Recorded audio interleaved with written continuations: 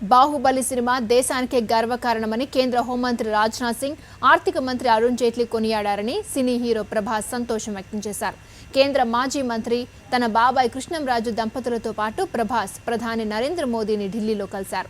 Baahubali cinema చూడాల్సిందిగా ప్రధానిని కోరారని Prabhas చెప్పారు. ప్రస్తుతానికి బిజీగా ఉండటం వల్ల చూడలేకపోయారని, తర్వాత చూస్తానని మోదీ చెప్పినట్లు ప్రభాస్ తెలిపారు. విడుదలైన అన్ని భాషల్లోనూ బాహుబలి సూపర్ హిట్ అయినందుకు ఫుల్ హ్యాపీ అని ప్రభాస్ అన్నారు.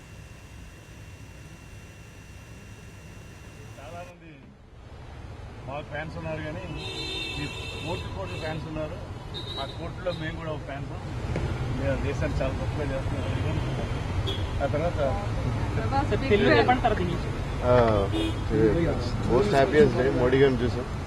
అండ్ అంటే మాట్లాడిన 10 నిమిషాలు it was like very happy moment, మర్చిపోలేము.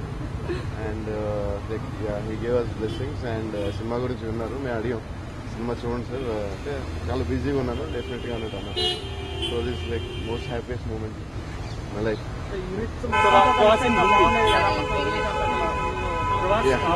प्रधानमंत्री खुद बाहुबली है और एक प्रभावशाली व्यक्तित्व से मुलाकात किया आपने, कैसी रही मुलाकात?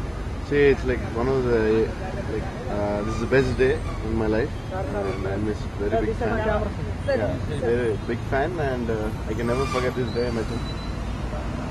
And I spoke about Bahubali. I told him to watch if he has time. He said like he's a little busy, but if he can, he will do it. I said you are Bahubali for India. ప్రధానమంత్రి BJP MP చూశారు, మంత్రులు చూశారు.